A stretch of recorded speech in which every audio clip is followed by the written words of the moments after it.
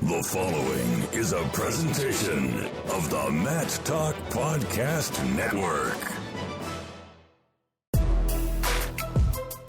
You are now tuned into the PA Power Podcast, College Edition, featuring Pennsylvania natives Tristan Warner and Rob Waltko. PA Power Wrestling. PA Power Wrestling. Pennsylvania is wrestling. Pennsylvania wrestling fans, you are now dialed into the PA Power Wrestling College Podcast. I'm your co-host, Tristan Warner, joined by Rob Waltko for Season 3, Episode 14. As always, thank you for joining us. Rob, good to be back. We got a lot to unpack here. There was some really wild wrestling dual meets over the past week or weekend to recap, and then we got a lot of stuff to go over coming up. Looking forward to this upcoming weekend.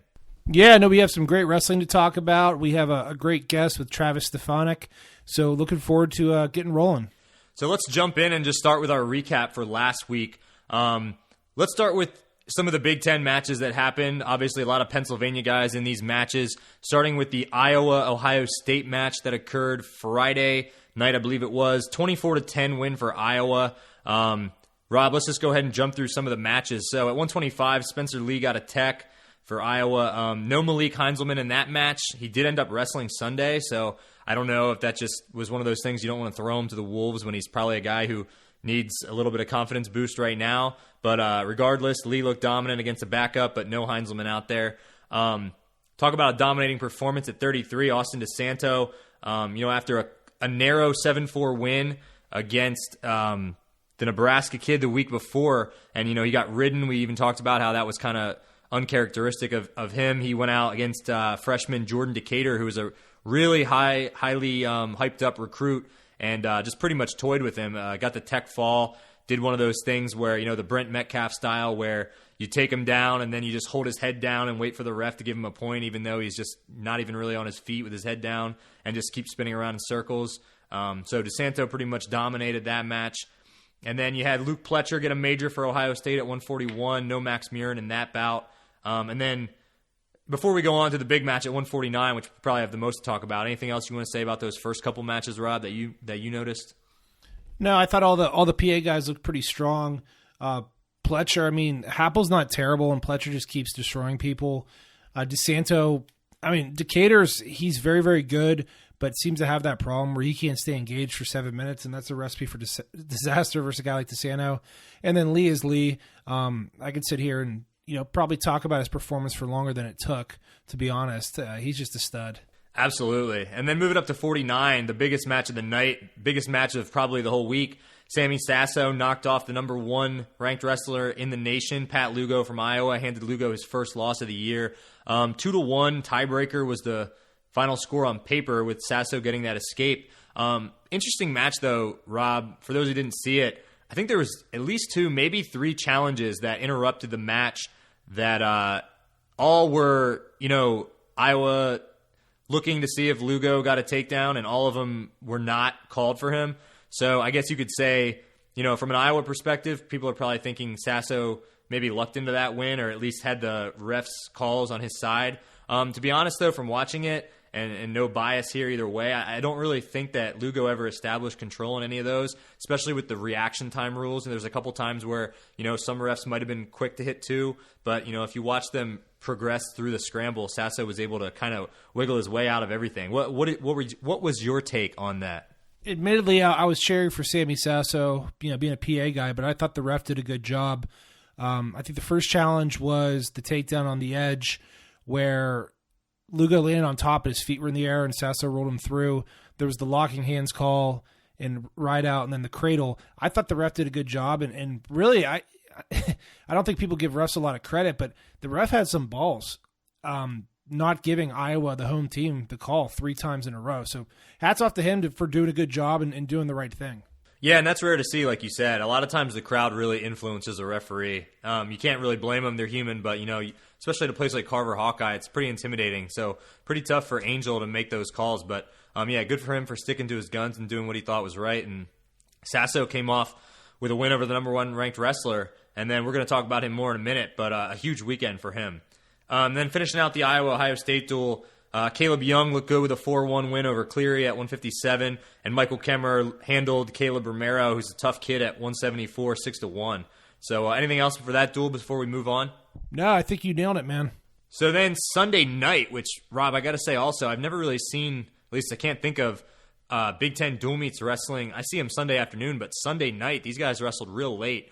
Interesting timing there, but Ohio State came out with a 22-13 win over Minnesota. Pletcher, again, looking great, beat a top 5 kid in Mitch McKee 12-6, so he continues to just keep rolling through the weight class.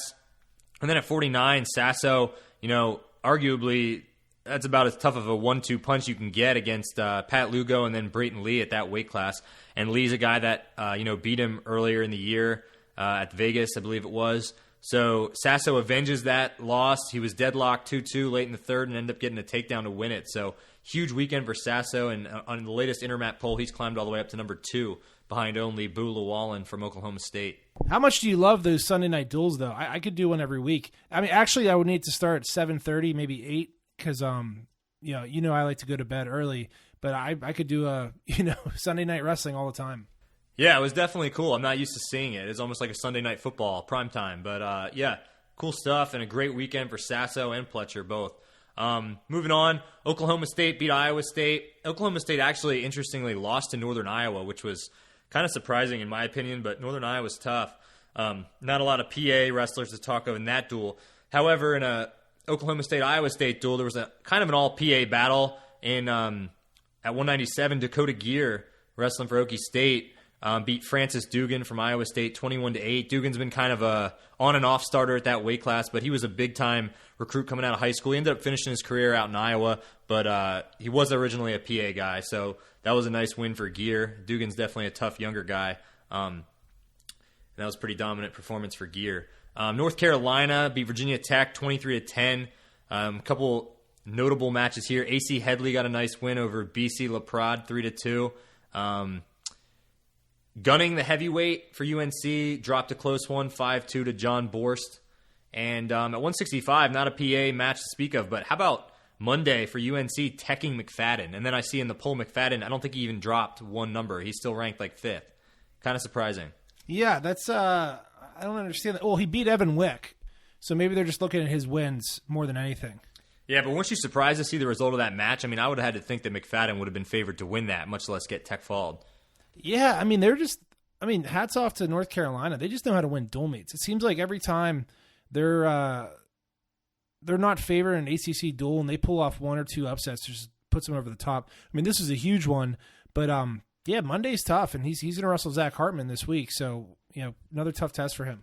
So moving on, Penn State gets a 20-18 win over Nebraska Friday night in Nebraska. And honestly, Rob, I don't know if you watched that whole dual meet, but that was a match that I think a lot of people in that crowd in that building thought Nebraska was leaving that building with a win, especially as the match got in deeper and deeper. Some notable matches there. The 141 bout was probably one of the most marquee matches, and we didn't mention it in the preview, but I forgot until I was watching the match itself that it was actually a rematch of these guys' state finals in high school, where it was kind of a, I don't know if you want to say controversial thing, but big video went up with Chad Redd like running off the mat and dancing on the plexiglass, and then he almost forgot to get his hand raised. But anyway, Nick Lee comes back a couple years later and completely avenges that loss, beat him 9-1, pretty much completely dominated him. So Lee is on a complete tear this season. Him and Pletcher is going to be a collision course at that weight. Impressive, really impressive stuff from Roman Bravo Young and Mark Hall. Both these guys knew their team. I mean, Bravo Young's match was early in the duel, but it almost seemed like both these guys knew how tight of a match this was going to be. And they both capitalized on getting bonus points in the last 10 seconds, literally with the same move. So Bravo Young, from a front headlock, picks an ankle and rolls through cradles to hit a 6-point move and to get a major decision right at the buzzer against Ridge Levette. And then Mark Hall in the final 10 seconds does the exact same thing and puts Labriola, a top 5-10 kid in the country, on his back and pins him. And that ends up being the difference in the dual meet. So what did you make of those? That's just extremely clutch performances from those guys. Yeah, I mean, Bravo Young looked like a few times he might lose that match, and to get that major late was incredible. Side note, that Ridge Levitt kid's a stud. I think he's going to have a really good year. I was really impressed by him, but Bravo Young's just on a different level. And then Hall, man, I mean, that's got a sting for Labriola to give up that pin. Might have cost the dual meet. I mean, if you look at it in entirety, obviously you could say it did, but things could have changed. But yeah, I mean, hats off to them. That's why Penn State is Penn State. Chenzo looked good though. I liked his performance. He got that first takedown, and really White couldn't do much after that.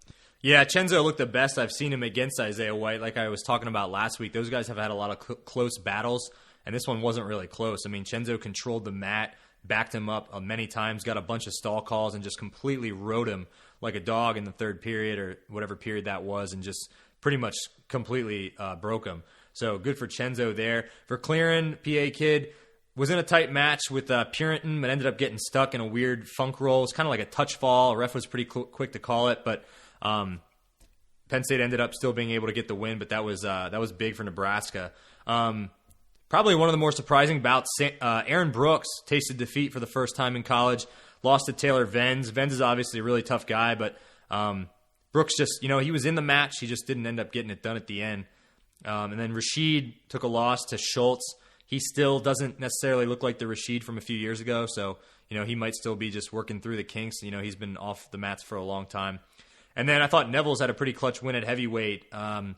His opponent was ranked in the top 20 and got in deep a couple times for a heavyweight. He looked like he was going to finish a high crotch or two, and Neville's just really sagged his hips in and was able to finish off and get a takedown. And with the dual meet on the line as a freshman, that's a tough position to be in a away environment. So good for him.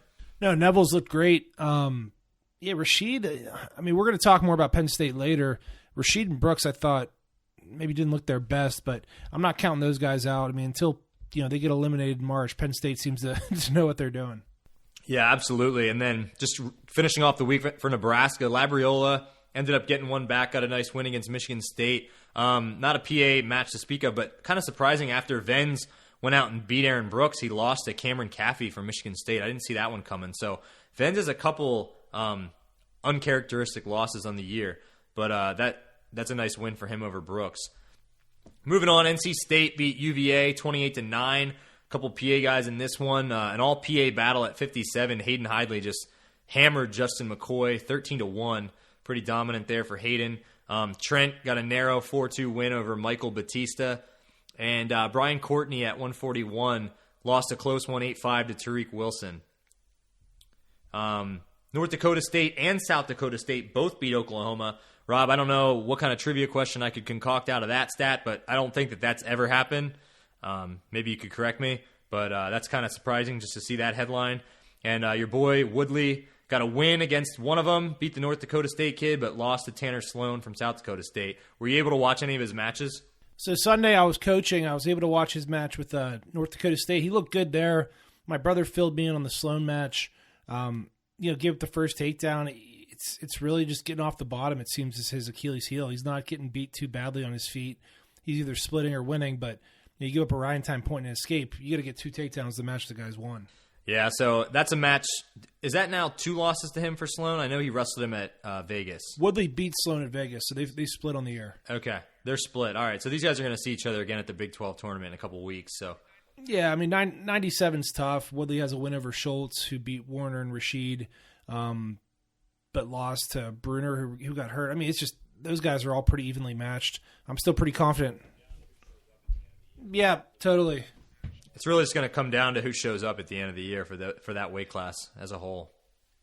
Yeah, so let's move on. Some MAC action here, some MACtion as we called it down in Norfolk. A couple PA schools now involved in the MAC, which is cool. ODU, 2 wins on the weekend, beating Edinboro and Clarion by almost the exact same score. The Monarchs beat Edinboro 24-9 and then beat Clarion 25-9. So good weekend for Steve Martin's squad. Ty Varndell for Edinboro, just having a tough time getting back to where he was at the beginning of the year. Lost a close one to ODU's Shannon Hanna. Shane Jones for ODU, PA boy, got a nice win over Chavarro from Edinboro. Jacob Oliver That guy, by the way, is on a 10, 12-match win streak. I was looking at his WrestleStat bio. Jacob Oliver's really turning it on, and we were just talking about him a week or two ago. So, Rob, he's been impressive lately. Yeah, you kind of knew he had it in him, right? He placed at universities. He got to the national tournament last year. He was a big recruit, too. Didn't have the greatest start.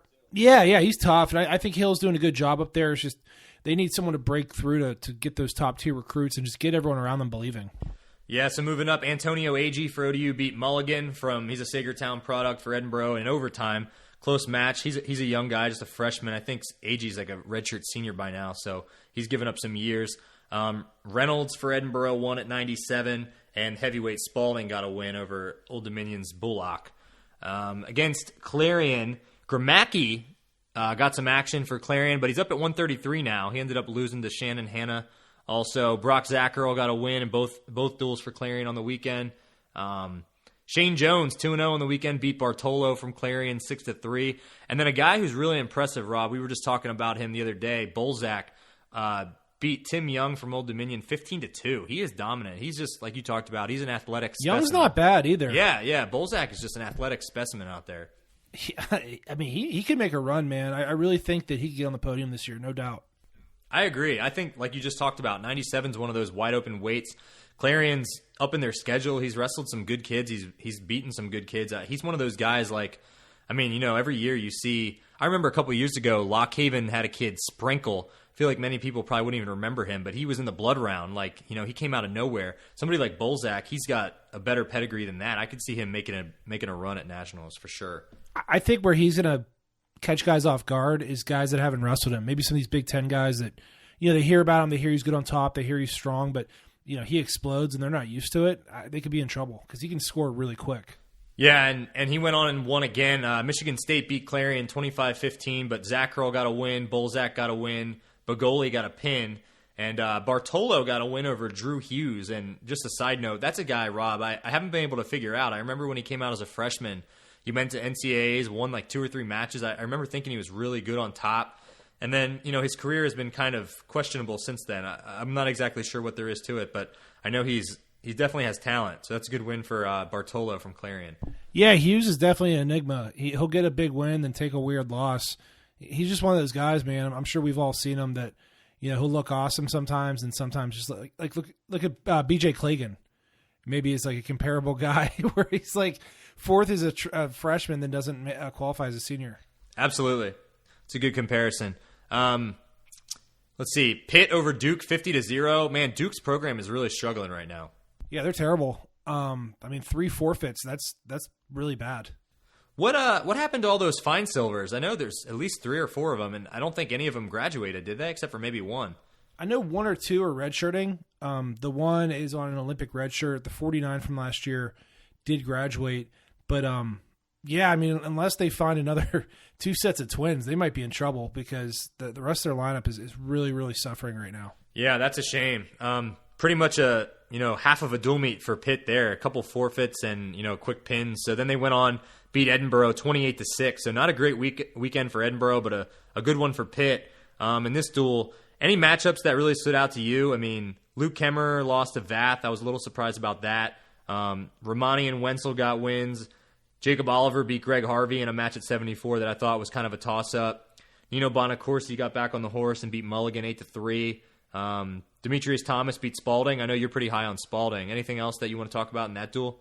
No, Edinboro competed hard, but you look at it, 7-5, 2-0, 4-1.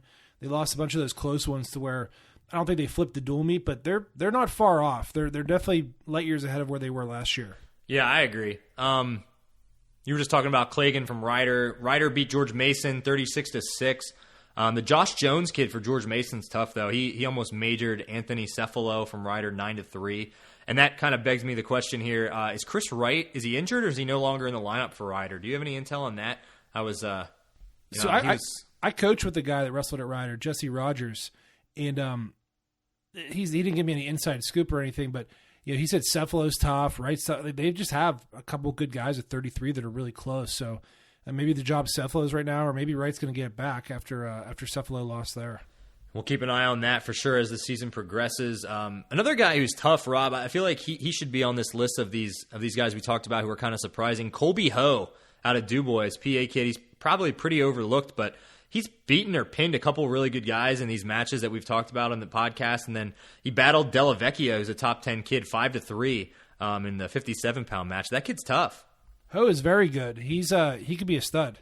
Yeah, I look forward to seeing him go the rest of the year. He's another one of those guys like Bolzak that we said, you could easily conceivably see him sneak into the tournament and beat some guys that you're not expecting to because, he's not getting any credit in the rankings or the polls, but, he's a tough kid. He wrestles hard and he beats a lot of good guys. And that weight class, after the first, top, 5, 6, 7 guys, and then there's kind of a gap there. So interesting to see how he goes the rest of the year. Army beat Lock Haven 26-9.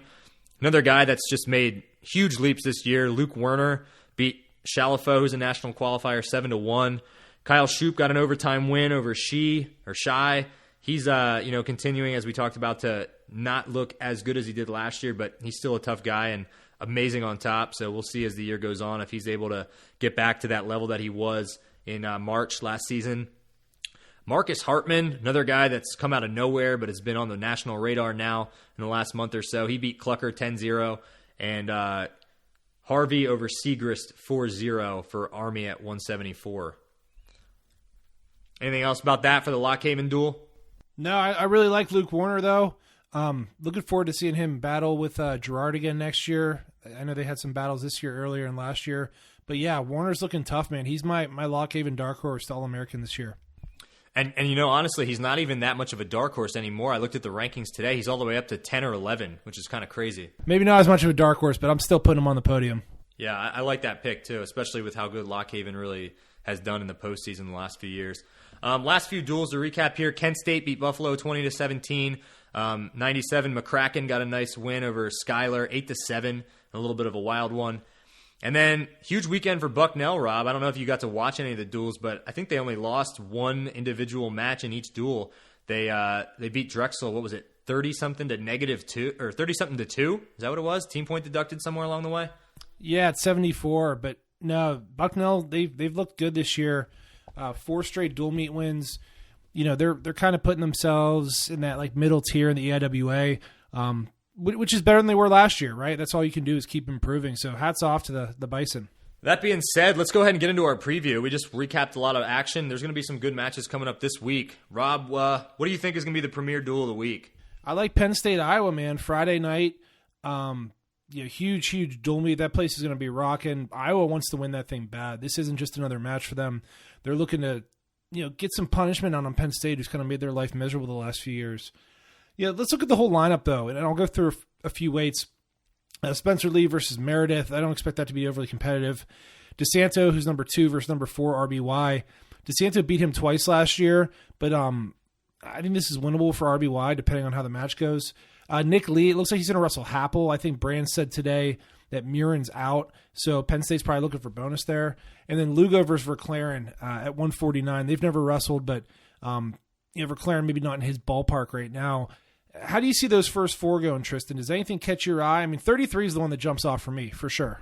Yeah, absolutely. I don't know that Murin's even going to wrestle, so if Happel's in there, Nick Lee's probably going to be looking to get bonus points there. DeSanto RBY is definitely the premier bout, maybe of the whole duel. That's going to be the one I'm going to be, focused on the most. DeSanto obviously going to be looking to pick the pace up here and wear him down. RBY is just so slick. So, it almost reminds me of maybe about 10 years ago. I don't even know at this point. Bubba Jenkins against Brent Metcalf. Kind of similar in terms of Jenkins was extremely slick and would usually get a few takedowns, but Metcalf would just beat on his head and try to wear him down. I almost see DeSanto just trying to wear this match down and grind on him, but RBY is just so slick. He's got so many moves up his arsenal, so it could be a really exciting match. I remember when they wrestled last year, DeSanto got a few takedowns easily. Then RBY started putting that arm behind his back, so DeSanto couldn't grab it for the dump, which I thought was pretty interesting. We'll see if they have any tricks up their sleeve this week. Caleb Young, we'll say, versus Pfeiffer. I'm not sure where Burgee is. I think he may have had a setback after coming back. That concussion he suffered at U23s was pretty nasty. 65 is a huge one. 74, these are both big. Number 1, Vincenzo Joseph versus number 2, Marinelli. Chenzo's never beaten him. He's 0-2 versus him. The first time he was pretty much dominating the match and then got put on his back. And then the second time, Marinelli kind of took it to him. And then Hall versus Kemmerer.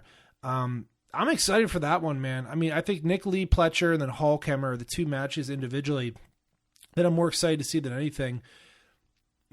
I like both Penn State guys here, even though Kemmer's been on the program, and I hope he doesn't take this personally.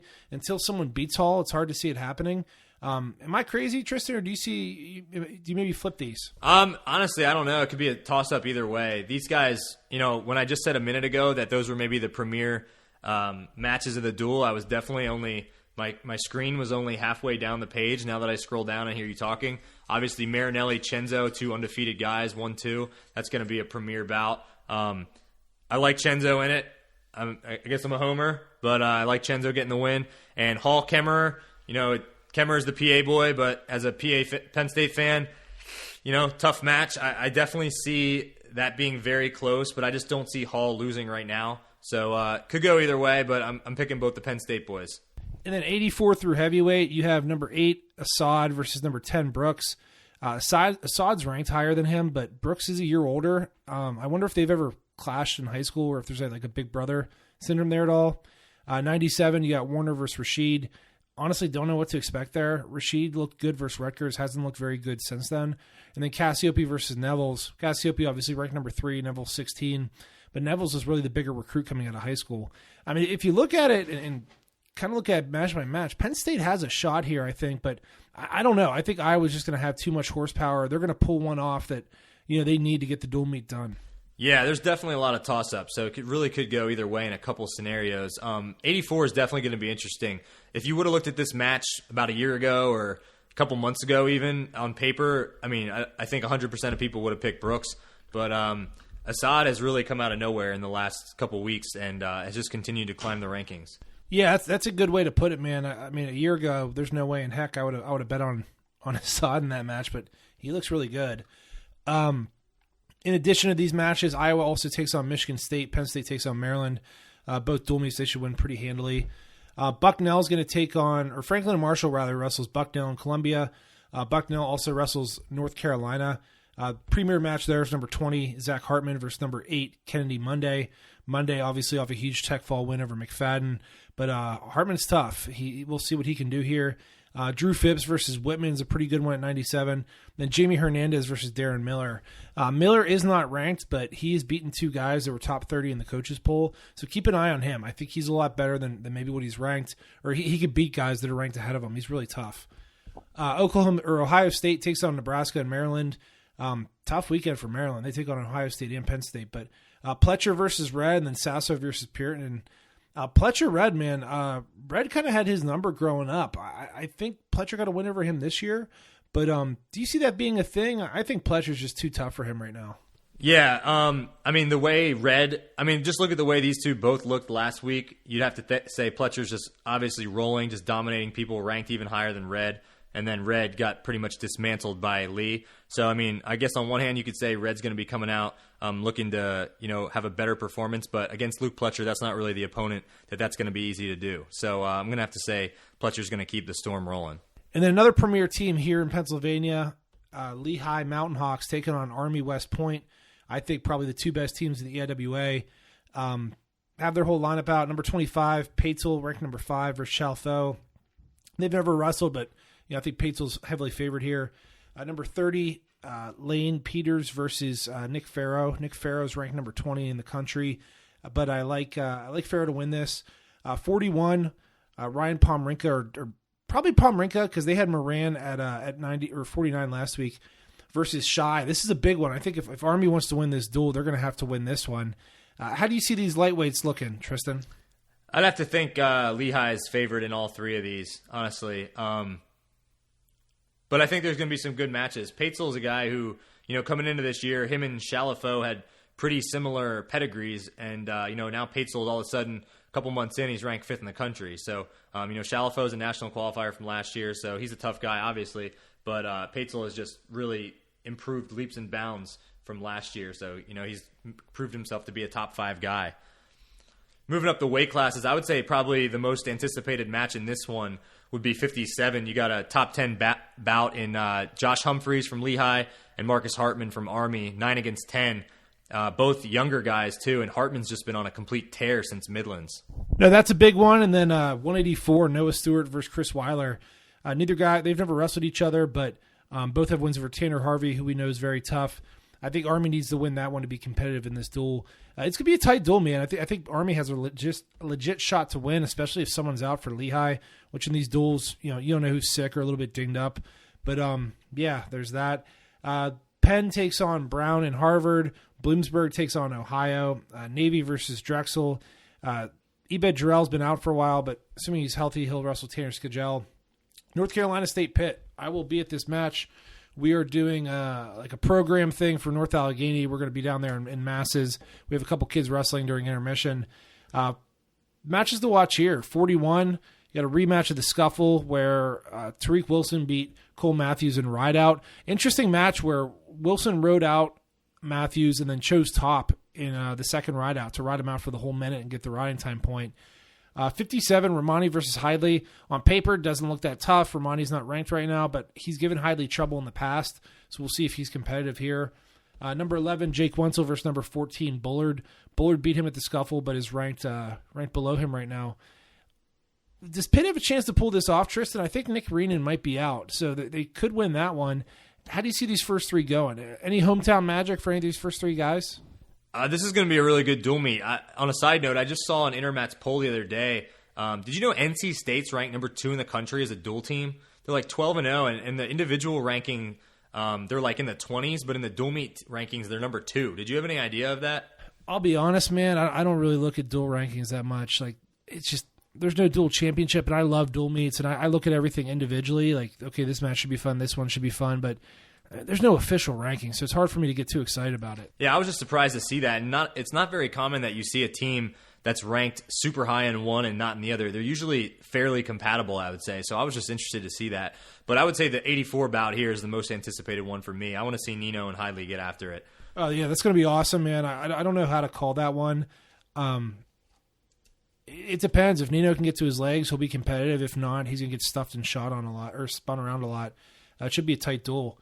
So before we talk to Stefanik, do we want to get to our trivia question? Yeah, so we got the North Allegheny Tiger Wrestling Club trivia question of the week. Rob, bear with me here because I'm going to have to sift through some stuff here to get this one all out. But basically, here's the question. So I remember growing up as a kid, I had the Penn State wrestling highlight videotape from the 1998 season, and my dad would play that all the time. I'd just watch it all the time. That was when guys like the Moore brothers were on the team, and among many others, Clinton Musser, and I think Pritzloff, guys like that. Your question is, and here's some little bit of background for it. I'm reading an article here that was written in 1998. So Penn State was actually the first team, it says, to, it snapped Iowa's 51-match home winning streak. Dating back to February 6, 1988, Penn State became the first ever team to escape Carver Hawkeye with a win. So 10 years later, in 1998, Penn State pulled a pretty surprising upset and beat them 25-17. Your question is, and I remember this is probably the most played clip from the video, there was a heavyweight for Penn State by the name of Mark Janis, and he upset in big fashion and pinned an Iowa heavyweight in the first period and then was pointing at the crowd, and it's kind of like an iconic video clip. Who was the Iowa heavyweight? I think he was ranked in the top 5, maybe even number 1 at the time. Who was the Iowa heavyweight who got pinned that sealed that upset win for Penn State? Wes Hand? Wes Hand is correct. Rob, you are undefeated in these trivia questions. I think I'm going to get you every week. You just keep churning them out. So I keep giving you reasons why I know these questions, but maybe 2 reasons. Number 1, I read that book, A Season on the Mat. Did you ever read that, Tristan? No, I never read that. It was about Gable's final season. And, I remember it was like in the mid-90s, and they had this young heavyweight that was tough. So I guess right away it was probably Wes Hand. And number 2, I knew he lost in the national finals, I think, to Lesnar that year. So I knew it was around the same time frame. Honestly, if it wasn't Wes Hand, I wouldn't have had a second guess. So I got kind of lucky there. Yeah, and I actually just found the paragraph where it says, heavyweight Mark Janis, a redshirt sophomore, put the icing on the Lions' cake by pinning number 8 Wes Hand in 3 minutes and 23 seconds. So that's exactly what happened right there. Good guess. Yeah, man, I got lucky there. So what do you say we get Stefanik on the phone? All right, let's dial him up. All right, PA Power guests. Now we are joined by Travis Stefanik. Travis is a sophomore at the University of Princeton. He's a Nazareth grad, former Pennsylvania state champ. Hey, Travis, thanks for coming on. We're glad to have you. Yeah, thanks again, guys, for having me. I'm really glad to be here. So first thing I want to talk about is there is a remarkable pipeline from Nazareth High School to the Ivy Leagues. I look at yourself, your brother's headed to Princeton next year, Brock Wilson, Trevor Tarsi, Sean Pearson, all went to Ivy League schools. That's what, 1, 2, 3 guys to Princeton, 2 to Harvard. That's incredible for a public school. Like, how does that happen? It definitely starts with our parents. My mom's always pushed me to be excellent in our academics just from a young age, and I'm sure all my friends, all the guys that wrestled for Nazareth had the same sort of mentality. And then obviously Coach Kroll plays a big role into it. There's an academic standard he holds us to. You always have to be improving your grades, and he checks up on that every week, and he posts something in the room, and if your grade slips, then there's repercussions for that. So he holds us to a standard also with how we're doing in our school.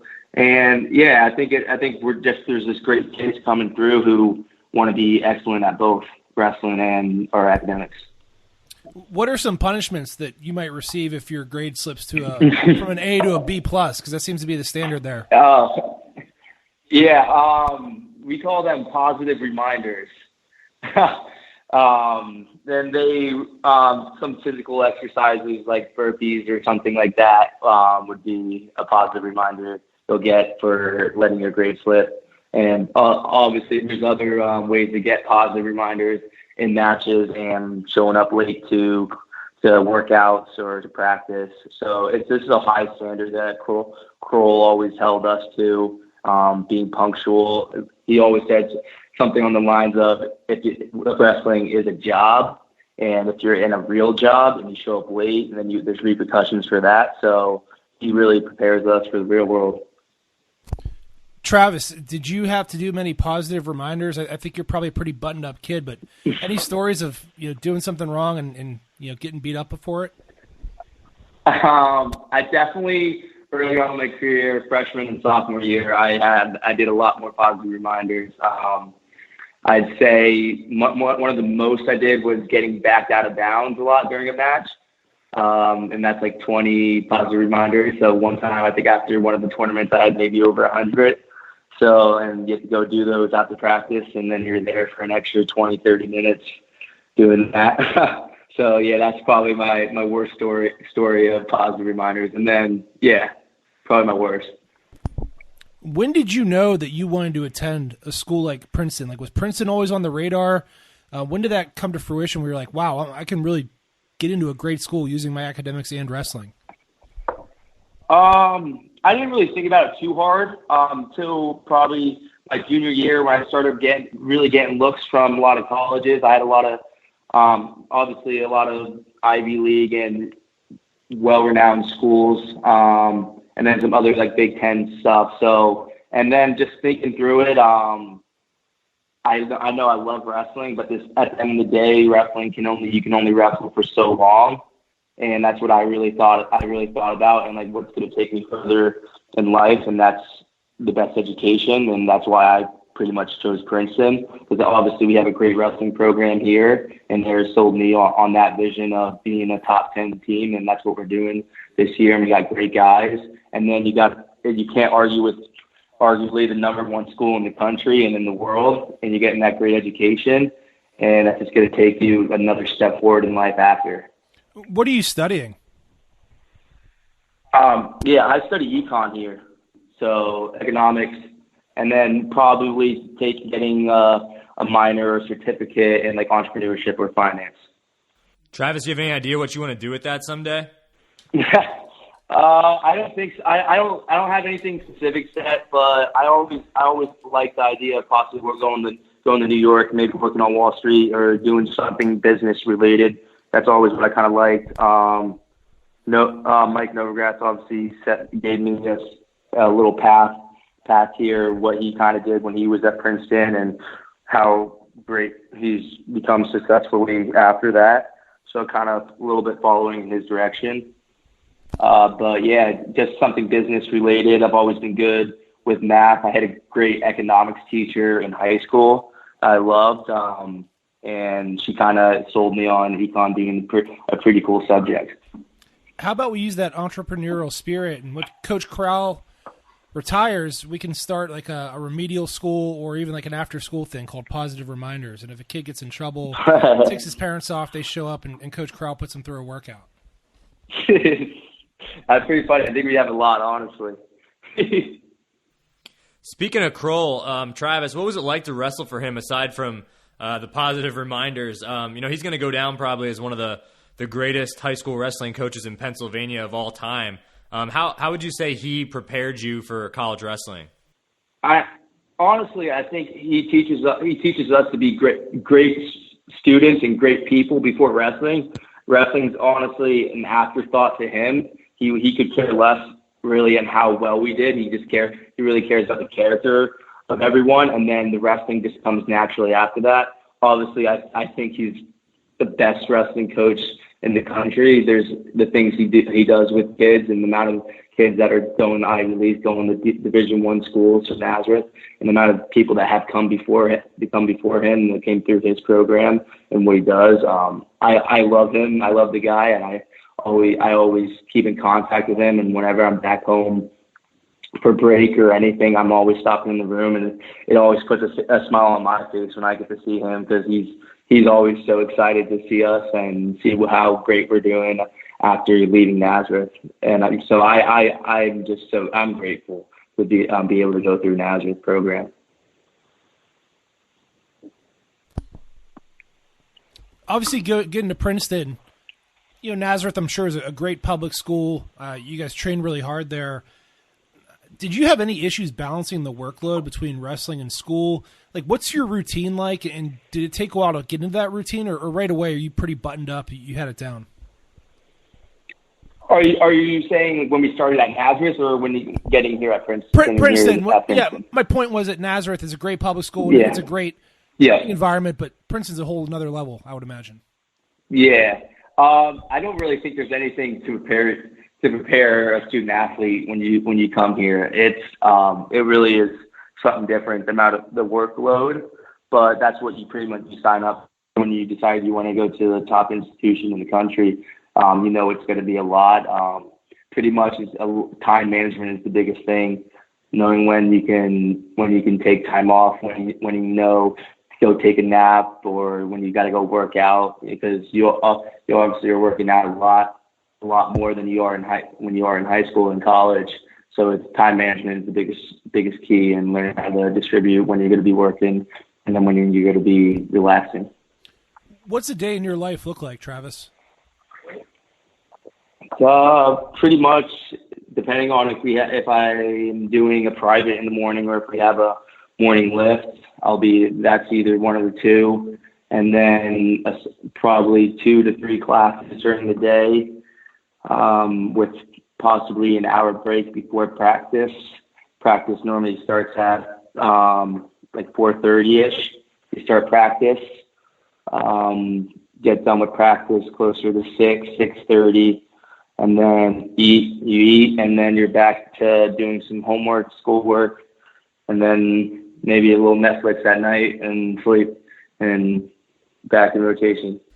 What was it like going across the border into the Garden State? I know, Pennsylvania and New Jersey have that kind of rivalry, kind of bragging rights, who's the best state. I mean, obviously for us, it's hands down Pennsylvania, but I know those Jersey boys, they seem to think they got the edge. What was it like crossing that border?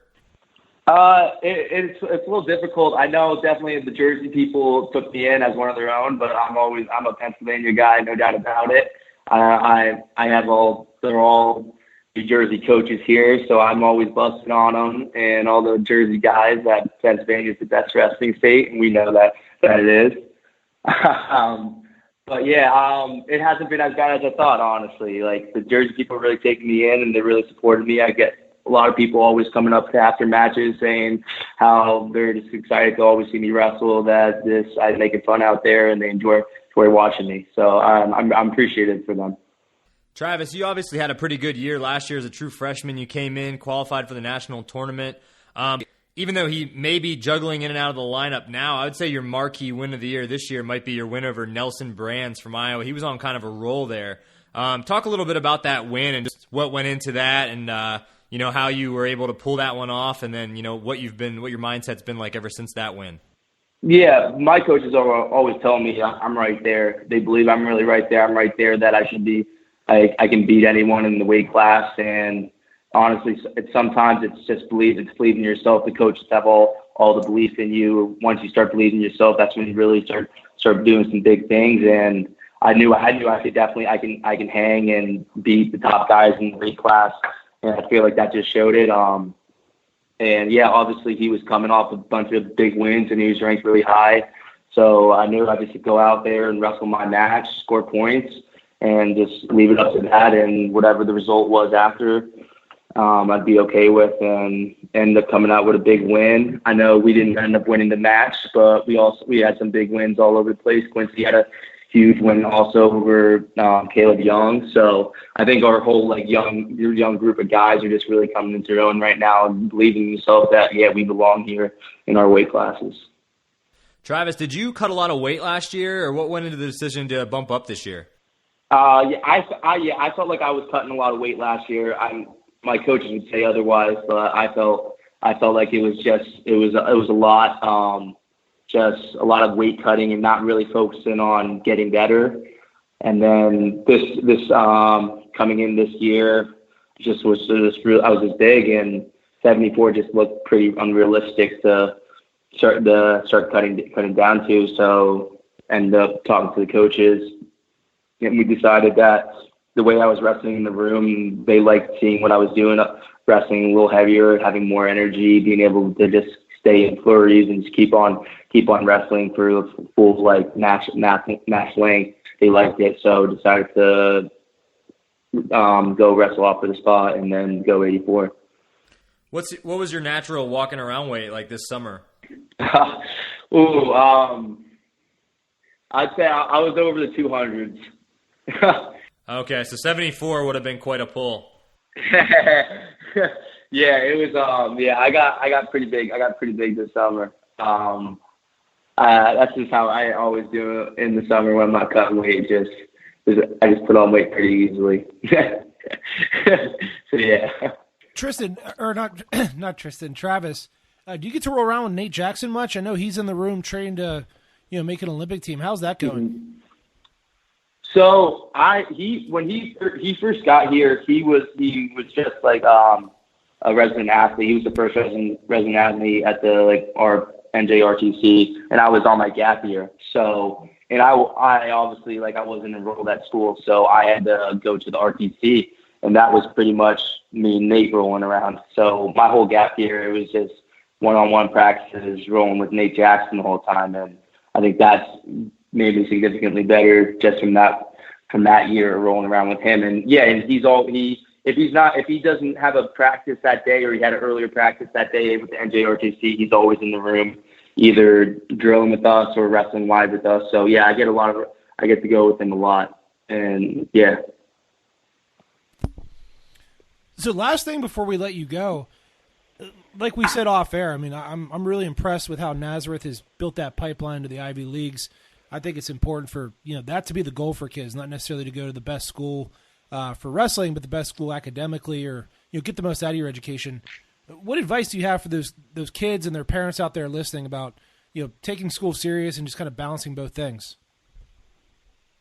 Yeah, you don't realize how important your high school years are until you get out of it. I know there's so many guys that I wrestled with before that were like really, damn, I really wish I took my academics seriously in high school, because you waste 2 years not really caring that much, and that really can affect your whole rest of your life. So what I would say to them is just focus on doing both. You can do both. You can be great. You can be a great wrestler and be great academically in school, and it just really sets you up for the rest of your life.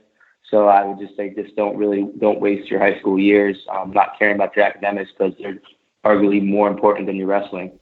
Travis, I got one last question for you. Obviously, you're a young guy, so you got a couple years left. But this year, right now, what are the biggest things you're going to focus on from now till March, just to kind of ensure that you accomplish your goals for this season? Try to get on that podium, get back to NCAAs again. I think it's just staying fundamentally strong throughout the match. 7 minutes is a long time, and you get worn down, and that's how the best guys do. They wear you down into the second and third periods, and then you get out of position, not fundamentally strong anymore. So just staying fundamentally strong. I'm just in position, hand fighting hard, keeping the center of the mat is the biggest thing for me right now. I feel like I'm an athletic wrestler, and I can compete with any of the guys. I just gotta stay strong. So yeah. Awesome, man. Thanks for coming on, Rob. You got anything else for Travis? No, man. Thanks for coming on. We're looking forward to watching you compete the rest of the year. Yeah, thanks, guys. I appreciate it so much. It was good talking to you guys, and hope you guys take care. Thanks, you man. too. Good luck, man. All right, bye-bye. All right, and we were just chatting with Princeton sophomore Travis Stefanik, 184-pounder. Wishing him the best of luck for the rest of the season. That's going to wrap it up for us, though, for episode 14. As always, thanks to everybody for listening. Please go ahead and give us a like or a share on social media to spread the word about the PA Power Wrestling College Podcast. For Rob Waltko, I'm Tristan Warner, signing off. We'll see you guys next week.